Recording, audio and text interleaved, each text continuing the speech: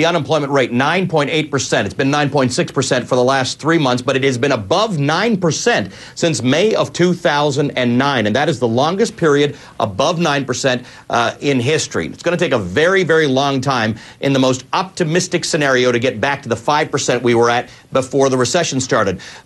There's a good question out there about these jobless benefits, Roland.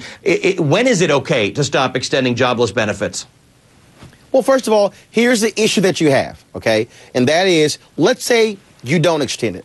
All right, we know right now the charities are seeing a dramatic decrease. We know that when it comes to food banks, when it comes to homeless shelters, when it comes to the services where they actually catch people who are in dire need, what do you do then? You can't have people sitting here in Congress complaining about food stamps, complaining about other benefits, complaining about the issue of extending unemployment benefits, but then say, well, where are they coming from? Here's the issue that I have with Stephen's analysis, okay? He keeps saying taxing these businesses.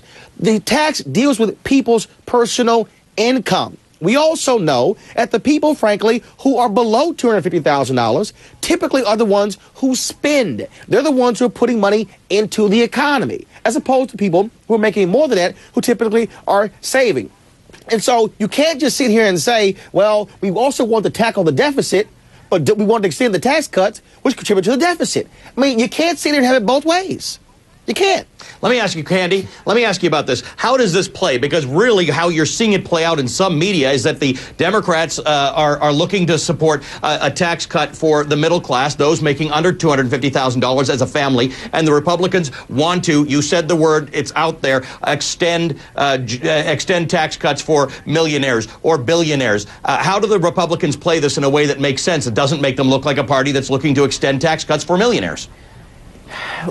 Well, but they want to extend tax cuts for millionaires, and I mean, you know, that's the truth of it. They want to extend them for everyone. And, you know, the truth is that some of those businesses that Stephen is talking about, because of the tax code, and I don't begin to understand the tax code, do file as individuals. They are able to use the same, so they do come under this $250,000 and up. So there is that. But there is also the fact that it's hard to defend no at this point to the general public, but it's certainly what they need to do inside their party. Now, what's going to happen?